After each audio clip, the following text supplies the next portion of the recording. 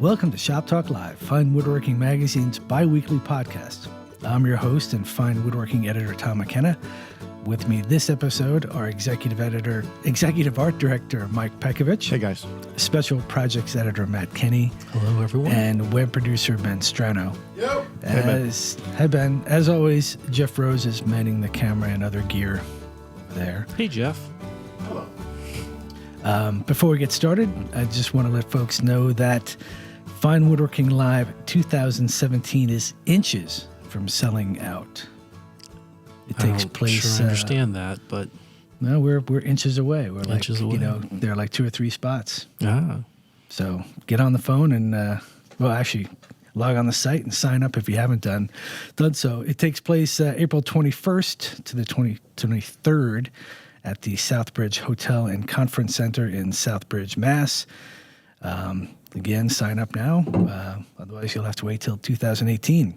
yeah. The sooner you sign up, the better selection of fine working staff you will get to choose from to room with. I didn't see that on the survey that we sent out. Kind of Sophie's choice there. Yeah, yeah. Because right now, pretty much Ben's the only one left. It's not a good choice. Got to flip a coin for him. Yeah. So, hey, we just got the latest issue into the office, number 261, as we call it, and it's the June issue. I kind of like it. So, Latest issue of Fine Woodworking? yeah. All right. Did I not say that? No. I apologize, but I assumed. It's It's the all we Fine know. Woodworking podcast, so Right. I made an assumption. So, cool looking cover. We got a shop-made marking gauge. Yeah, that is a marking gauge that Bob Van Dyke makes, and it's my favorite marking gauge. And for years, the only place I got to use it was when I was teaching at a school, and they're really cool. And then I would go home, and I didn't have it, and I was bummed out. So I actually fairly recently went in and matched a bunch of them out with him, and now I have a couple for myself, which are really good. And we finally got it into the magazine, so if anybody wants to make one, I like it. All the years you taught there and he never gave you one? That's hard to believe. I shot the photos. I was there one day and he gave it to me. I didn't have to, man. He made you go and work for it. Yeah, I had to make my own. Bob Yeah. Van Dyke under the bus. But what I like about it is it's a knife style gauge, and it has a round post, which for me, it kind of lets me roll the knife into the cut. Like you can put the post right on the work surface, register both the post and the fence against a work surface, roll the knife into it. Also, because it's round and the knife sticks out a little bit, you can actually see exactly where you're starting and stopping, which was always a hassle with the kind of square post marking gauge.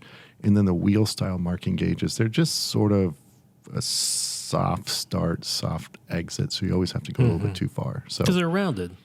So Yeah. you're going to have a round terminal at either end. yeah, Yeah. so Yeah. it's good. Yeah, it's a nice gauge. I liked it, and I gave it to Ben because Ben didn't have a gauge. And then Ben broke it. Did you break it? No, I have I've always coveted that gauge. yeah, Thank you. and I have like 4 or 5 that I made myself that I like. So it's a good gauge. It is. Yeah. But I wanted to be nice to Ben. I'm always mean to Ben, so First time for everything. that's right. Well, one of my favorite topics in the issue is an article by Tim Coleman, and it's a bunch of clamping tricks using wooden hand screws. And what I like the most about this, just that he's got some really cool methods that that I hadn't seen before. But how I discovered the article was on Instagram, and he had just posted a couple photographs of him holding some odd-shaped pieces for carving with these wooden hand screws. And I forwarded them to Mike and I said, "Hey, what do you think of this?" And Mike's like, "That seems pretty cool. What else I'm does he have?" fairly certain that is not how that transcribes. Sure it is. No, that It was is via not. email. I have email proof. I sent it to you first. I said, "Hey, this would be an awesome article." You sent it to me? Yeah, and then you sent it to Mike. Stop. I'm not. I'm dead serious. This is our first article that's based off an Instagram. Something we saw on Instagram, isn't it? It might be. It might be. But we also have 2 new authors in the issue, which is always exciting. Well, more than that, right? Libby Schrum and what's his name? Billing? Billing. But also the handwork guy was new. Oh yeah, Todd Crenshaw. Todd Crenshaw. Look at that. He's also a dancer. So Dan Strout's new. Dan Strout. So it's cool bringing in some new faces, some new techniques, some new ways of doing things. Maybe. Yeah, the handwork is a shooting board for miters, like case miters, and it's a cool shooting board. I recently made one myself, and it works really well. Yeah, I like that design a lot because a lot of times a traditional shooting board where you're trying to plane like a miter, like a wide miter for box sides or partitions, you somehow have to figure out a way to support the workpiece at 45 degrees. Yeah, you which- hold Right. it up at 45. Yeah. And this jig, I really like this design. I made one a while back in a similar vein, not as nice as this one, but it supports the plane at 45 degrees. And so you just lay your stock flat on the shooting board. I think it works a lot better. Yeah, it does. It works really well. Especially, for if you're going to, a lot of the tee boxes and things I make might be 8, 9 inches wide. Right. And now I can clean up those miters on a shooting board instead of having to do it solely at the table saw. Yes. Yeah, so it works really well. It's a cool design. So And you can read. Where can you read about that? Fine Woodworking Magazine. Fine Woodworking Magazine. Yeah. Cool. What else you got, Matt? What else I got this morning? I don't know. Nothing this morning, boys. Sorry. Well, let's get to some questions then. The first one comes from Ethan. And Ethan says, excuse me, I have built several crosscut sleds, and they all seem to be flawed enough to where after I am finished, I think to myself that I might have to scrap it and start over.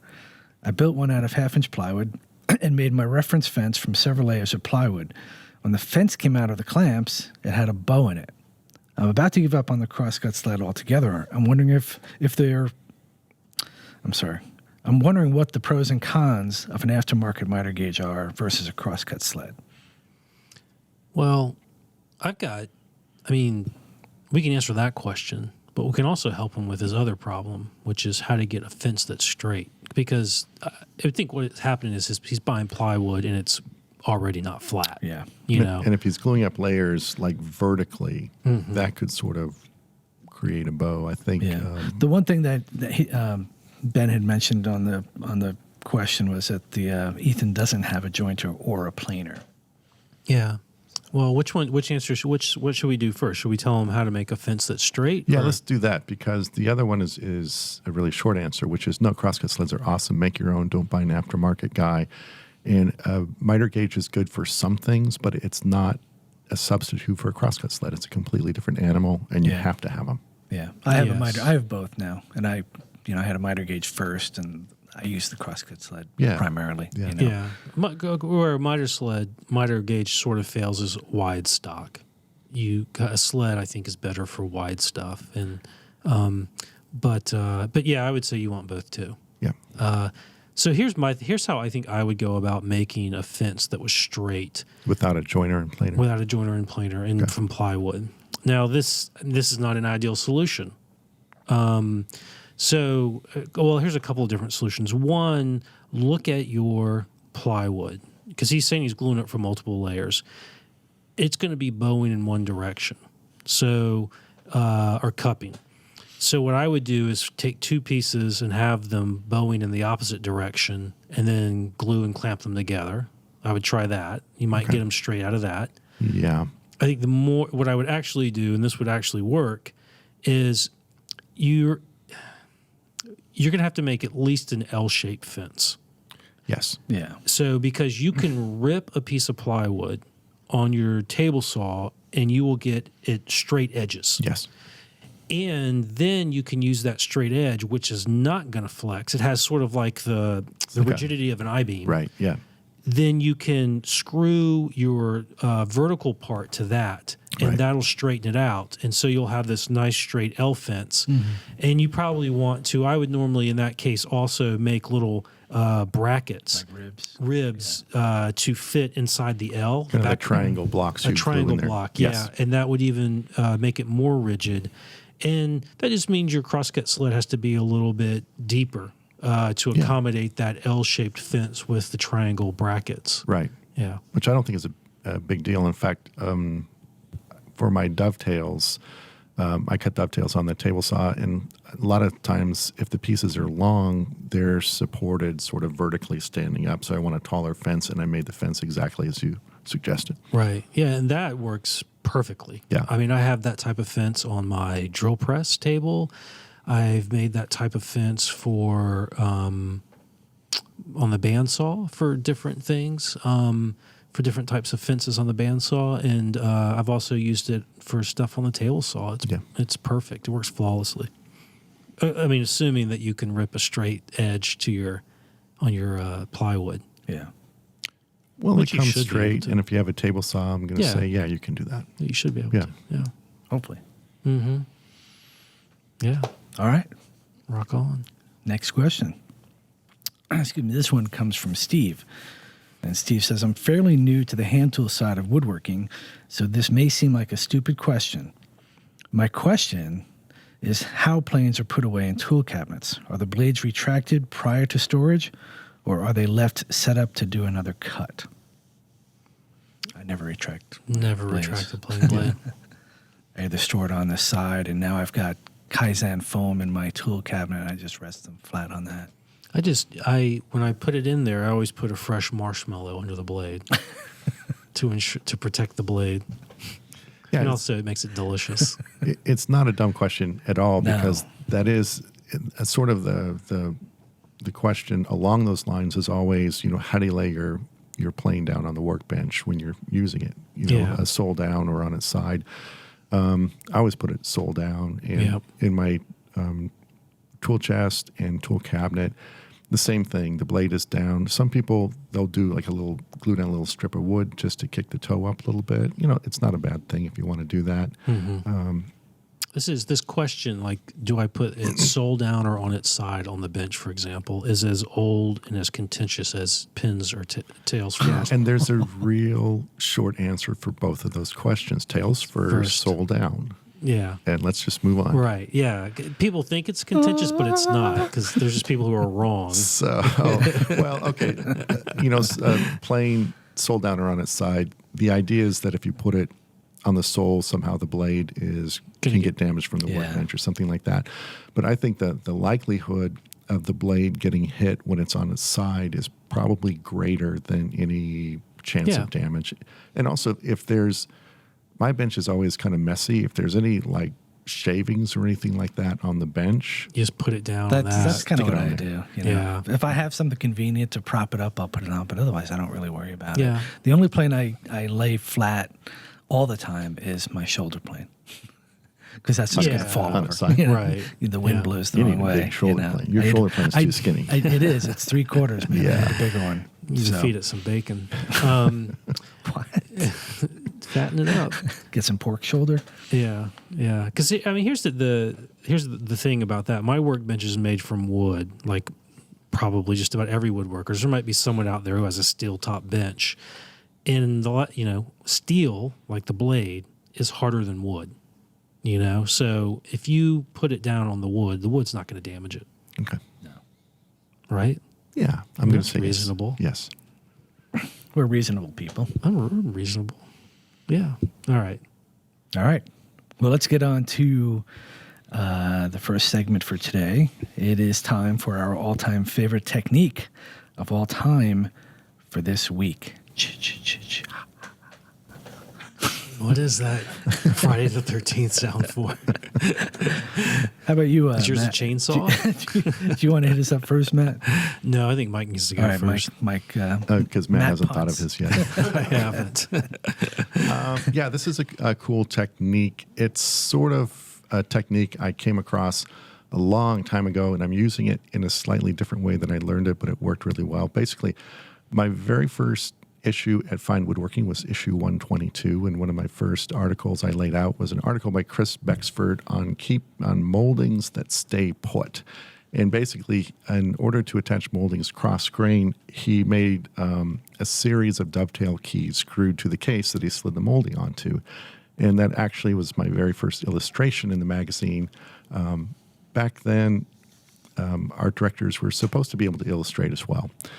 And so my boss said, Mike, why don't you try to do the final illustration too? And it really only took about 4 or 5 issues before my art director said, yeah, why don't you not illustrate anymore? So anyway, my current project I'm making now, it's a little sewing table. And I tried to come up with a way to attach the top to the table in a way that's slightly more elegant than just screwing up through the stretcher into the bottom of the tabletop. So what I came up with is a technique which isn't all that unusual, where I routed stopped dovetail slots in 2 halves of a tabletop and slid them onto dovetail keys. And I thought about routing the key profile into the stretcher itself. And because of the spacing, the base was already built, and having to get the slots in exactly the right places as the keys would have been kind of tough. So I said, well, I'll just screw the keys on. And so I kind of got this idea back from that Chris Becksford article with the screwed on key. But the thing that's a little bit different here that worked out really well is the other problem with dovetail keys, just because of the geometry of it, is that if it's tight enough to hold the top securely down, sometimes it's too tight to actually slide it in place. And if it's too loose, if it's loose enough to slide in place, it's not going to hold it flat. So you're always sort of wrestling with those constraints unless you do something like tapered sliding dovetail. In this case, it wasn't really possible. So what I did here is I made these little keys that fit into the slot, and it was a nice, comfortable fit. They slid in there really well. Certainly too loose to hold it down really well, but easy enough to slide on. But I milled them down a little bit thinner than the depth of the slot that they fit into. And then when I screwed them in place, there was actually a little bit of a gap between the bottom of the key and the top of the stretcher, so that I was able to adjust the fit of these keys by tightening or loosening the mounting screws. So I could just dial in a really tight fit and still get it to slide on. And it worked really well. Sounds like a great article idea. So yeah, it's adjustable tension dovetail key.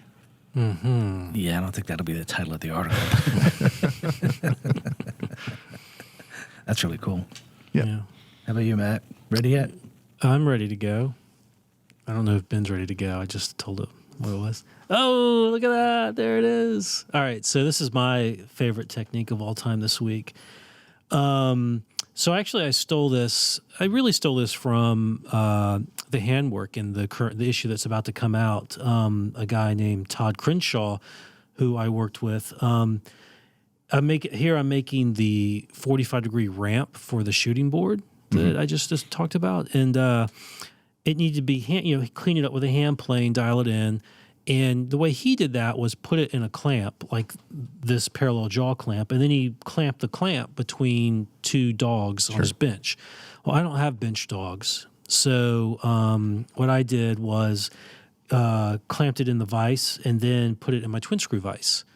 And what I really like here is this: when you have something that's irregular and it's difficult to clamp in a normal vise, this idea of pulling out like an F-style clamp or a parallel jaw clamp like this and clamping it between that and then putting that in something else. Like I realized Michael Fortune, I originally saw this notion with Michael Fortune. He often, when he's doing chair legs or table legs that are curved and shaped and all this, he'll clamp them in an F-style clamp. Okay. And then the bar of the S-style clamp goes into a vise that he has made, sort of. But the great thing about it, his actually sits like on an old swivel barber chair bottom or something. So like he presses, there's like a foot thing on it. He presses and then he can move it on a ball joint. Huh. And for him, that worked really great. I mean, obviously you're not going to find that, but you could do something like this or in dogs. Yeah. And this made it possible for me to turn the face parallel to the floor and then hand plane it very easily. And it worked great. It was fantastic. So. Yeah, I mean, in the issue that I mentioned, the Tim Coleman article, he does all those sort of clamping tricks with Yeah. the hand screws, because he works with a lot of curved pieces that need handwork. Yeah. Yeah. Same principle. I also want everyone to notice that I put the hashtag "can't do this with a leg vise." So that's my new all-time favorite hashtag. I'm putting it on everything. That's great, man. It's like hot sauce. Causing a little bit of trouble. Like, oh, this picture too. See, can't do that with a leg vise. There's the shooting board. And that's it. Like in the entire Instagram universe, There's only two of those. two things you can't do with leg vise. Well, I'm gonna keep adding to it. Point out Gonna everything. pile on. Did I tell you I'm going to put a leg vise on my next bench? No, you're not. I am. No, you're yes, not. I am. I'm only doing it just to have fun. What? I know, but people take it seriously. Settle down, Francis. Lighten up, Francis. Lighten up. Yeah. People do not take things so seriously. Well, I guess they don't take you seriously, but Yeah, that's fine. yeah. Well, my all-time favorite technique, I picked it up somewhere on the road, and I think I've seen Steve Latta use these battens, and I think I've seen Chris Gochner use them. But it's basically, I was trying to glue on molding on a plywood back panel, just simple, thin, glued on pieces, nothing fancy. But I didn't really have a neat way to clamp them in place. And so I used blue tape to hold the pieces in place, and then I cut these thin plywood battens to kind of stretch and bend to apply pressure on the edges of the pieces and hold them in place.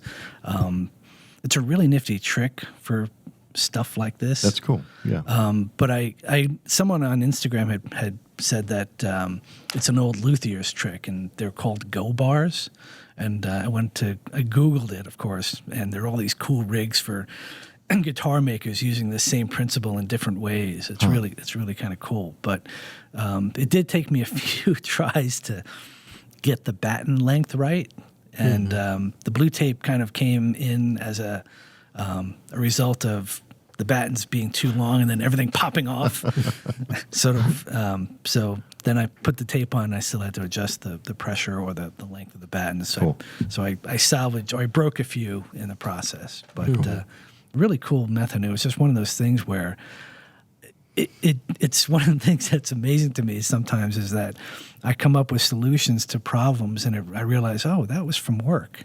I saw that done at Chris's shop or at Steve's shop or in the magazine pages, and it's just sort of like, oh, it just came to me. Kind of cool. Actually, looking at this photo, I think there's a very good article here. It's woodworking in a bomb shelter. You like that? That's a lot of concrete in there, Tom. Oh, I have a lot of concrete, but I do have a back door and windows. Oh, okay. So it's just not where my shop is. You need to paint those walls white, man. I think I've seen that same technique where people like wedge sticks against their ceiling. Yes. Yeah, I've seen that too. Yeah, I'm trying to think what the specific reason was. I think I've seen it when people wanted to veneer like a large panel. Okay. But didn't have a vacuum press, and I've seen it also maybe with luthiers. Just to get pressured Yeah. down. Yeah, on the fretboard or whatever. I don't know what the terms are. Yeah. Ben probably would know better than me, but Ben's not paying he's attention. texting someone. Gone. We're working on something over What here. up, G? That means we can start cussing. All right, let's get to the next question. This one is from Ike. And Ike says, my dad gave me an old Rockwell Delta 4-inch jointer that works well. I got the knife sharpened, and it's a joy to use. My one complaint is when I turn on the machine, I have to yank the belt down to get the motor running. Can I replace the motor with a Rockwell Delta 3/4 horsepower motor I already have, or do I need to get a new half horsepower motor to match the existing one? First of all, that's not a complaint. That is extremely dangerous. Yes. What you're doing. So you just kind of got to give it a head start. Is this an issue where can you like replace the brushes in that motor or something? Is that what's going on? Is it just kind of... I have no idea what's wrong with the motor. I don't think you need a bigger motor. I think you either need to do something to the motor or get the new same size. I don't think it's a matter of like, I need more horsepower for my 4-inch. What you need Sounds is, like a question for Raleigh Johnson Yeah. for his talking tools. you can certainly replace it with a larger motor, Well, the more critical is that you replace it with a motor that spins at the same RPMs. Okay. Yeah. And more Because- important is to stop doing what he's doing. Yes, stop doing what you're doing.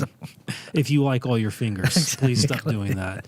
Yeah, the same speed. If you have to, if it's probably going to be a 1750 or like the other speed is like 3500. But because if you change the speed, you're going to change the speed at which the knives spin. So like a grinder. So you could hook up one grinder wheel with a pulley. Yes. And then you have the other wheel for sharpening. Yes, exactly. Your joiner knives. Yeah, and it doesn't matter. That's brilliant. 20 foot of belt's not a big deal. Just have it going across the shop. Just make sure to duck underneath it. Because I've replaced motors on machines before, and it's the speed that is more important than the horsepower. You certainly don't need 3/4 horsepower on that motor, on that joiner, but yeah. So if you do have to change the speed, it's not a big deal because you can also change the sheaves, or what people would call the pulleys usually, but that's actually a sheave. And by changing the diameter of the sheave, you can control the speed of the cutter head. Right. So you can do that. Remember, like the bandsaw in our shop, it's a big 24-inch bandsaw, and it's on a breaker which is just barely enough. And the guides are really sort of tight. They're those sort of ceramic block guides. And you turn it on, and it kind of slowly comes up to speed. And sometimes if the guides are too tight, it'll pop the breaker before it goes on. So you got to open up the top. It's sort of like starting the prop on a little biplane. You open up the door, you put your finger in the wheel and turn it on and give that wheel a spin just to get that up and running. Oh, no, you don't. You do not do that. Yeah. Do you and have a big then you close the door. Yeah. Have you done that, Ben? We're just going to cut that entire segment, cut that all out. Oh, is that Ben's new saw? So one time I changed the blade on the big 20-inch bandsaw down there, and I was in the shop with a former colleague, Kelly Dutton, and I was spinning it to look at the tracking. Yeah. And, it has cutouts in the wheel. Yeah. So I was doing that. Oh, you got to be careful. Oh my God. I don't remember. My finger got caught and it spun around to the back and hit something hard. Yes. Oh my God. Oh, holy moly, did that hurt. That is part of the startup spin technique. Yeah, you got to get your finger out. Yes. That's the rookie initiation. That it really did a number on my finger. Bring did it all ever. new editors get the bandsaw start test. Yeah, that is not how you have to start the bandsaw at Fine Woodworking. See, people you have to do kick- take you You seriously. have to kick the ducks. That's how I started many a time. Why? Well, just loosen the guide blocks a little bit. Mike only has 8 fingers. Fortunately, I have 2 thumbs, so They're so I'm- sausagey they look like 10. All right. Any more questions? Yeah, we've got a great one from Ross. I have a friend who would like me to build a home bar, built-in bookcases, refinish some dressers, etc., and I'm not sure what to charge. I can't afford to turn work down, as I need to build my portfolio to justify higher rates with future clients. When starting out, did any of you charge less than what you would have liked, just to have work for your portfolio or to justify tool purchases? Would it be a better route to build pieces from my home to photograph from my portfolio so that I'm not farming myself out at a lower cost? Well, first of all, you're going to have to increase whatever you charge by 25% to pay us for answering this question. My first quote-unquote commissions were finding someone to pay for the lumber in order for me to build something I wanted to build. So, yeah, I mean, I think in the beginning you do what you need to do in order to be able to afford to do this craft if money's tight. So then after that, no, I mean, where I'm at right now, I guess doesn't really pertain, but I guess starting out, yeah, I tried to figure out basically, I kind of stayed away from the hours, and I just figured out how much the wood was going to cost, and then figure out how much money I would like to make for this. So it might end up looking pretty inexpensive, but it was still worth it for me.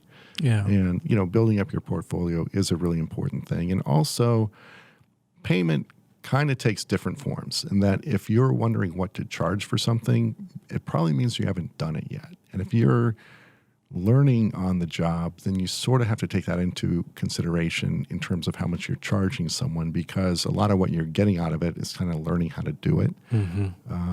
So one of the downsides I've found is that if you have a client and you start out with them sort of working with them at a certain rate, I tend to maintain that rate with them if I do other pieces. Whereas if I have new clients coming in and I start to charge more, I'll end up charging more. So you end up sort of getting stuck if you give someone a really good deal. You sort of get stuck at that rate with them, I found. And now I'm to the point where I either charge what I want out of it or I'll do it for free. There's no discounts, because if you discount something, nobody's happy. Number one, you're feeling like you didn't get paid what you really wanted to get paid for it. And the other person, even if you give them a discount, it's still probably a ton of money. And they're thinking, I paid a lot for this. So they're thinking I paid a lot, and you're thinking I didn't get paid enough. So neither one of you is happy. So right. I mean, I don't know. I'm sorry, I've never sold a piece, so I've given them plenty of gifts away, but I've never charged anyone for anything. Yeah, the way I approach it is, and granted, I can approach it this because I have a full-time job at Fine Woodworking. Right. So I don't rely on building stuff to pay my bills. And the way I've always approached it, because I didn't sell anything until a few years ago, and by that time I'd heard Michael Fortune talk about pricing things ad infinitum. And well, that's not true, but Michael had talked to me a lot about it, and other people had spoken to me about it. And I always charge what I want to get paid. And what I want to get paid is a hell of a lot more than the materials cost and the hours I spent working on it. Because there's more that goes into building a piece of furniture than the hours and the materials. I mean, there's your experience. There's there's your creativity, your knowledge, your expertise. And so I charge for all of that. And then I also just look at a piece and I think, okay, well, how much do I think I should get paid for this? Well, $10 is $10. Yeah, it's usually $5 and a pack of gum. But the reason I do that is because I say, well, I don't want to sell anything for too little, because then I'm just angry. And why did I build it? Why did I make this and sell it for too little? Right. And so I charge what I know it'll cover my expenses, but it'll also leave me profit. And that's the idea of being in business at all, is to make profit. Right. So that's how I look at it. That's not how I come up with prices, but that's how my general approach to it. But I'm sort of at a point where you are, Mike, where when I put a price on something and I'm willing to not sell it, I'm more than happy to not sell it if that means if I don't have to lower the price. Yeah. I would rather. I hope no one's listening to this that wants to buy something from me, because if I had something for sale for say $500 and someone I don't know comes along and says, "Oh, would you take $300?" I would rather take that thing and give it to a friend of mine that I know loves it than sell it for $300. And I've done that. I've said, no, I don't want to sell that at that price. And then I'll have a friend come along and say, I really like that. And all right, I'll give it to you. I think you're in good company. It reminds me of the Toshio Odate story, he's a pretty renowned Japanese woodworker. He's lived in the United States for a long, long time. He specializes in shoji screens. Mm-hmm. And the story was that he had a client in New York and he made a screen for this person. And in delivering it, they started to try to point out faults in this piece in order to pay less than what they said they were going to pay. So he took a hammer out of his pocket and he destroyed it and basically said, if it's not up to your standards, then, basically I'm sorry. And, the last thing I want to do is give you something you're not happy with. So, yeah. The other story, this is not quite as negative. I think this story is really, really inspiring to me. a woodworker. I think his name is Randy DeMarcato. It's a long, long time ago. He did a really cool master class for us on a really complicated Japanese joint. I remember three that. things coming in, a million tenons and miters. Really, really cool. He had this furniture in his shop. It's really exquisite, high style of Chinese furniture. With the intricate joinery and hand woven mats for the little floor. This kind of like canopy bed thing he was making. I mean, just like crazy, way out there. And I asked, so are these a commission? He goes, no, I don't have a client for these yet. And his philosophy was, and he was planning on charging like a lot of money for them.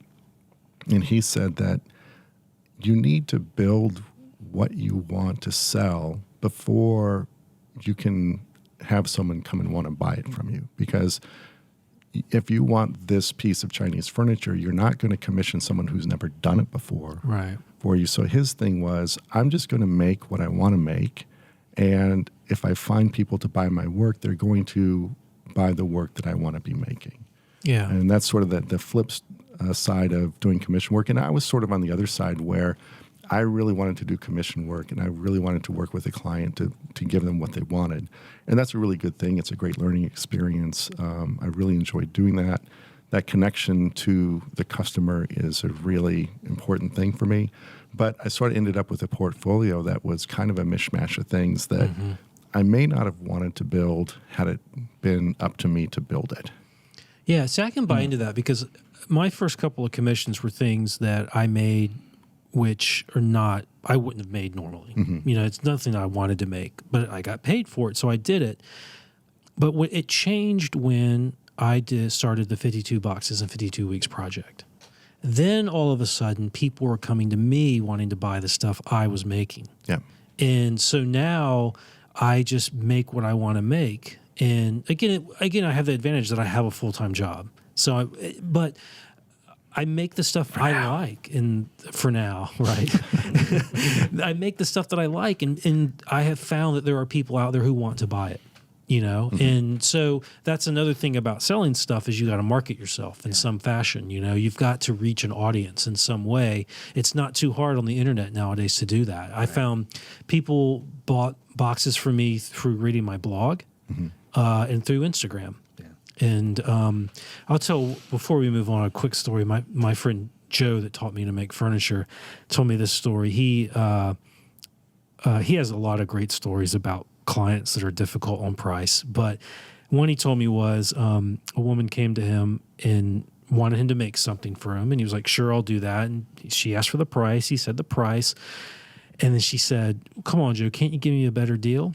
He said, I can give you a better deal. And he gave her a price that was like $500 more. And she got she was like, what? How's that a better deal? He said, well, you didn't say a better deal for who? That's a better deal for me. He also made something for some people, and I guess they didn't like it. So he said, all right, fine. You don't have to buy it. And he put it in the front window of his commercial furniture store. And the people came by and saw it for sale, and they got really angry, but he sold it to somebody else. Yeah. Why not? Yeah. You got to be willing to say no, Yes. All right, we can move on. No. Yeah. Hey, before we get to our next segment, I wanted to mention something. This past week, we took a trip up to North Bennett Street School and discovered that in mid-May, they're having a student and alumni exhibition of furniture, and I think it goes on for about a month. Maybe Ben can post the dates up there, but I got a tour again of I've been there before, but I got another tour of the wood shop, and the students were in class at the time, and they're doing some really amazing stuff. And what I realized about that program is that, I always thought of it as a very traditional period furniture making matriculation.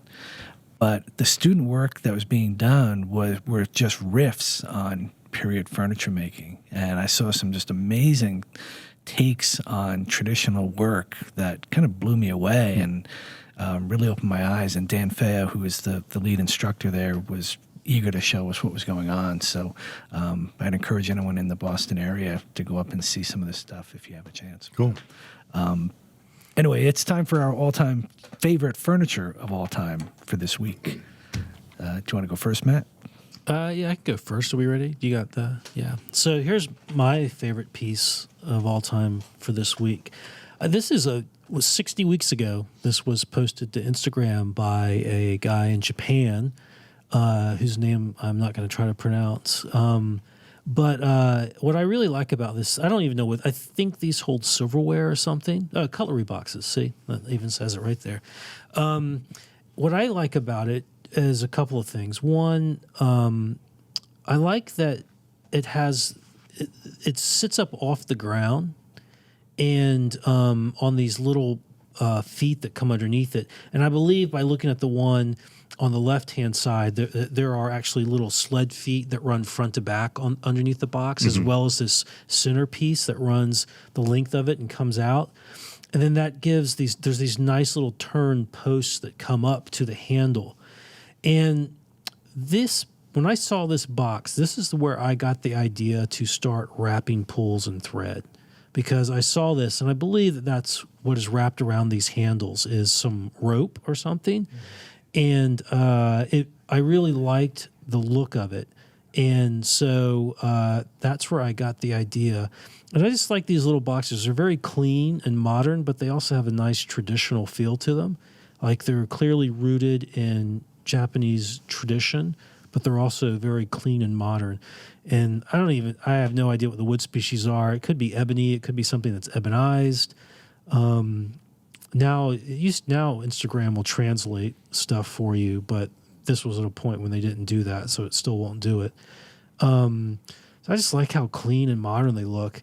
I do prefer the darker pulls on the box on the left opposed to over the brass ones here on the box you can see in the forefront.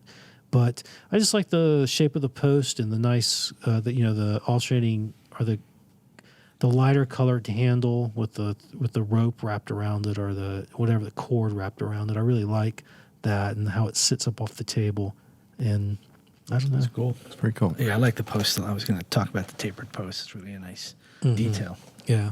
That form kind of reminds me of the toolbox that Tom Fidgen builds. It's sort of the box with a tall handle. That box is really, really cool. I've always liked that. And I think that's what I like about those as well. Yeah.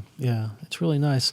It's also kind of like the idea of the utility of them, that you keep your silverware in them and you can bring that out to the table and set it it's cool right there without having to go back and forth between the kitchen and your table, because most people keep their silverware or their cutlery in their kitchen, I don't know, maybe this is for special cutlery. Although, Could be. I mean, I'm sure that I know there's cutlery in Japan, but you'd think chopsticks, right? Yeah. But yes. there's cutlery. I was going to bring up gotta be that that. point, but I thought this is like a real prime place to show your ignorance. So I was just going to be Yes. quiet and not say anything. Listen, there's nothing wrong with admitting that you don't know something. That's how you learn, right? But yeah I'll have to investigate this. Google it. I'm going to Google it. Google it. I'm going to Google it right now. Well, it could be, I'm Googling under the table over here. Huh? it could be nice for preparing food. Yes. Yeah. It could be that type I was of thinking cutlery. knives, but it didn't look like a knife box or anything, and why you would have that.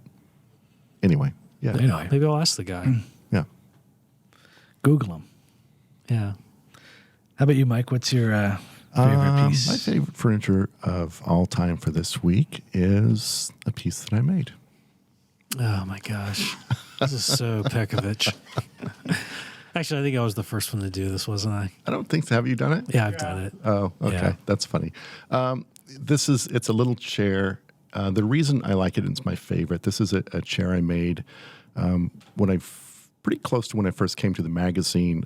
We took a week-long chair class down in Baltimore with Jenny Alexander, who is written probably the best book on green wood furniture building called Make a Chair from a Tree. And that's literally what we did in the class. Was we started with a log, we split out the parts, and made this really very elegant, light-looking ladder-back chair.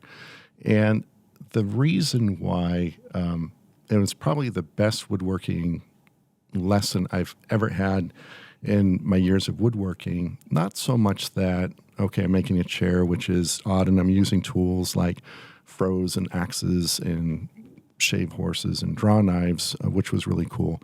But it was also a really good lesson in the science of the material that we work with, in that I learned a lot about wood, things I hadn't thought of or maybe took for granted or didn't really understand on a level, in starting with a log and getting wood out of it. And like on the most basic level, sort of like when you're chopping firewood, you learn that wood splits easier perpendicular to the growth rings, like radiating out from the center of the log than it does going across the growth rings. And from that translates directly to why, if you're planing stock, you tend to get more tear out on quarter sawn faces than you do on plane sawn faces. The adhesion between the cells are just less in that direction. So that kind of informed that way. And also the notion is if you're shaping a round spindle, and if you're doing it by hand with a spoke shave, and you're aiming for a round spindle, if you don't pay attention to it, you're going to end up with an oval spindle just because the wood is coming off easier on certain faces than other faces. And to where that's one of those really basic lessons that are, I think when you wrap your head around it, it really informs a lot of what you do. And it's the thing where if you do something and it comes out wrong, a lot of us, because we're sort of perfectionists, we say, well, if it turned out wrong, I just didn't do it well enough. I need to work harder.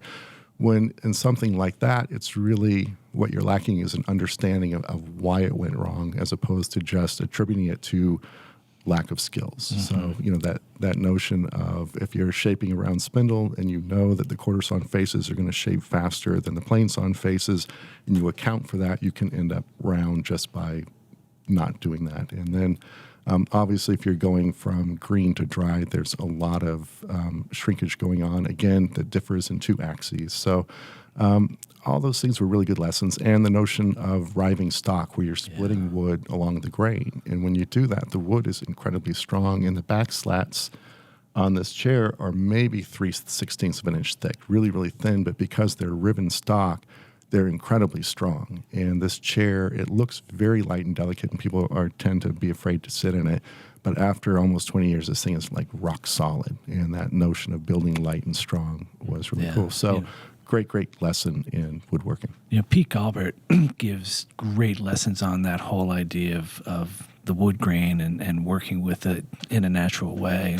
When he does his Windsor chair making classes, Ben and I saw him do a presentation at Williamsburg this past winter, and he was just great. And he talks about, similar to what you were talking about, he says sometimes the wood just doesn't want to do what you want it to do, and you've got to pick another piece, from your pile. So really good class if you get the chance to take a class with Pete.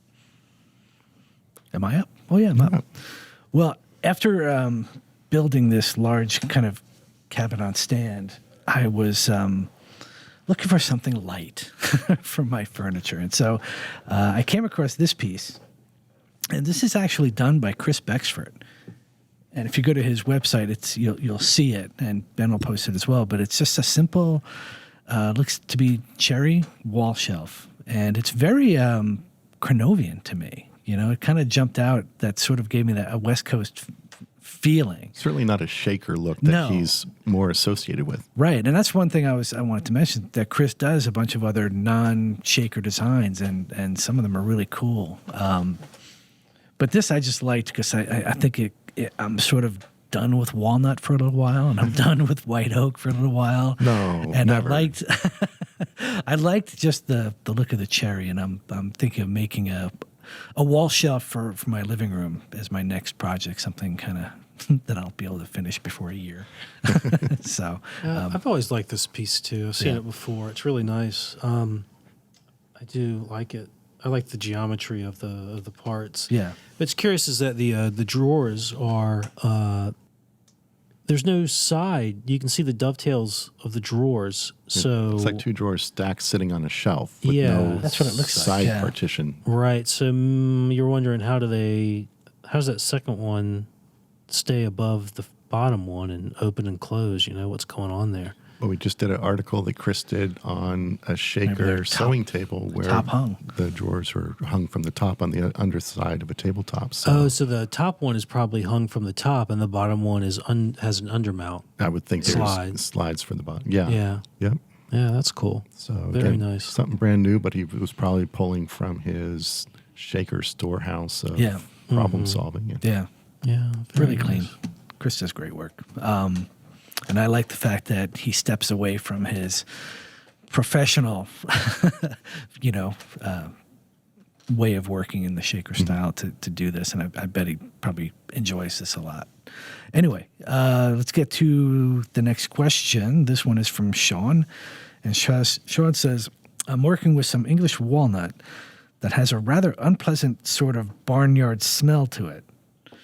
I was wondering if you guys had experience with this and if you had any recommendations for finish and or techniques to lock in the smell.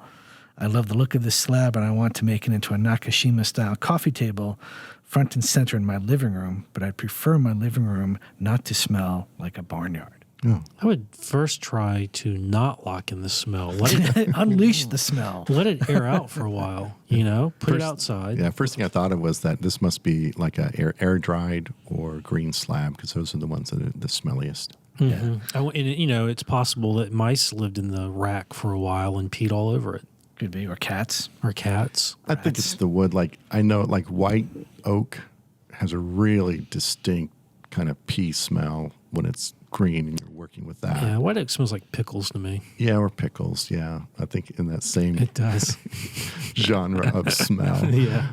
In fact, my wife and I were taking a walk in a neighborhood, and a tree had recently been sawn down, and she asked what kind of wood it was. I think it's white oak, and I bent down and I smelled the end grain and said, yeah, that's white oak. So the good news is it's not. Jedi Mike.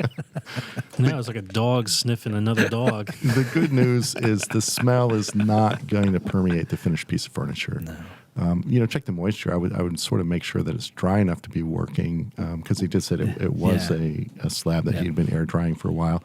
Once you get finish on it, I've never ever had an instance where, other than the smell of the finish or the wax that goes on it, or except for maybe aromatic cedar or pine if it's unfinished drawer sides or drawer bottoms or something like that. It's never been a problem. I don't think it's an issue you have to worry about. And walnut doesn't smell that pleasant anyway to work with to me. Yeah. It's kind of just, I don't know. Kind of roasty. Cherry smells really good if you're really, as long as you don't burn it when you're table sawing, you get that really nice kind of almost cherry pipe tobacco smell to it. Yeah, walnut makes me sneeze a lot. Yeah, I do have somewhat of an allergic reaction to walnut. Yeah. What really smells good is madrone. I don't know what that smells Madrone like. smells very sweet, Huh. almost spicy. Apple smells like wet gym socks. It does not smell good when you work it. I still love the smell of pine. And it's funny, I went, on a trip to Boston last week. We stopped by an elementary school on the outskirts, and they're building a new shop, and they were kind of looking for advice on what to include and the layout and stuff. And I walked into the shop, and all they use is pine. And so it brought me back to like my first experience in ninth grade, walking into that shop, and that pine smell is always sort of something that brings me back to my youth. Yeah. But this is a really nifty program up there too. They teach kids from kindergarten through 8th grade woodworking. That's awesome. So it's a really cool program. Doug fir also kind of smells bad. It doesn't smell Depends bad. if it's wet. It doesn't smell bad. It's more like walnut. I like the smell of walnut, but walnut and Doug fir do the same. They make my nose itch. Huh. Like they make me want to sneeze. Just not good. MDF smells awful too. Yeah. That makes Cherry, I don't smell anything in cherry. Cherry can be nice. Pine is nice. You have people coming over to the shop, especially if it's a client and you want to sell the romance of what you're doing. Run a pine board across your joiner a couple times, and Like just air like you freshener. say, it gives it that nice pine scent. Oh, I Yeah. love the way it smells in here. Yeah. That's just what I do to- don't put it in your car. That's what I do to cover up Pine. the Yeah, cat 'cause box smell. No one wants that air freshener smell in their car. Oh, you never had one of those green little Christmas tree things? No. No, these things are horrible. They do smell bad. Yeah. White oak smells like pickles. Huh. It does. Doesn't Interesting. We should do a whole article about the smell of woods. Smell of wood. Scratch and sniff technology. Scratch and sniff article. Yes, in the magazine. That would be awesome. Blindfolded, identify these woods by smell. That should be a fun working live. Live event. Scratch the Yes. wood and tell us what it is. Yes. Scratch and sniff event. That'll be awesome. A bunch of old men scratching stuff and sniffing it. But apple does smell like wet socks. Huh. Wet, dirty, sweaty socks. Gross. Wow. But it's so beautiful. Awesome. All right. That's all for this episode of Shop Talk Live. Tune in again in 2 weeks for our next episode. Please spread the word about Shop Talk Live to your woodworking friends and neighbors.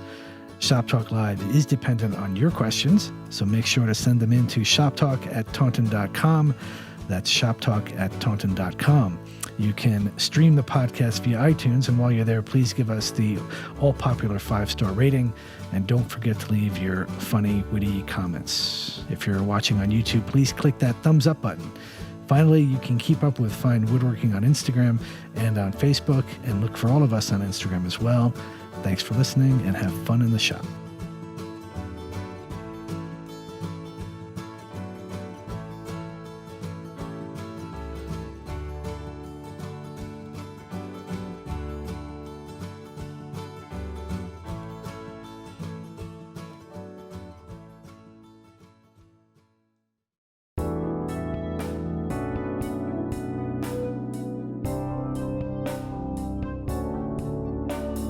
Start with a log.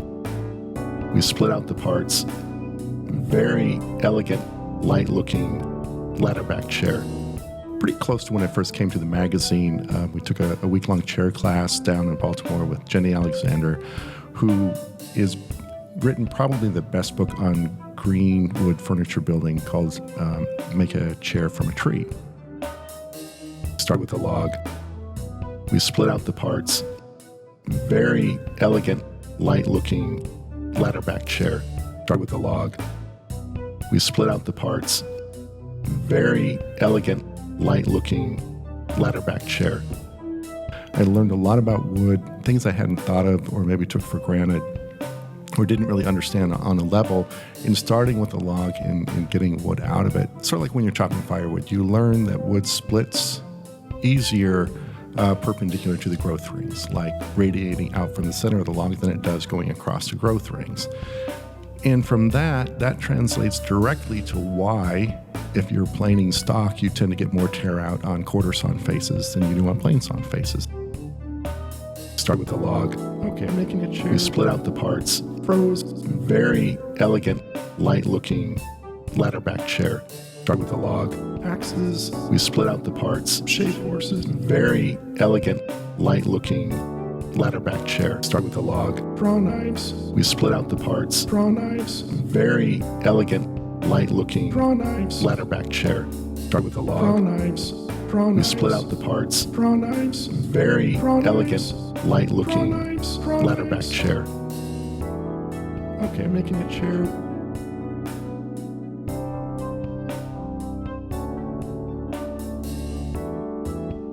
Okay, I'm making a chair.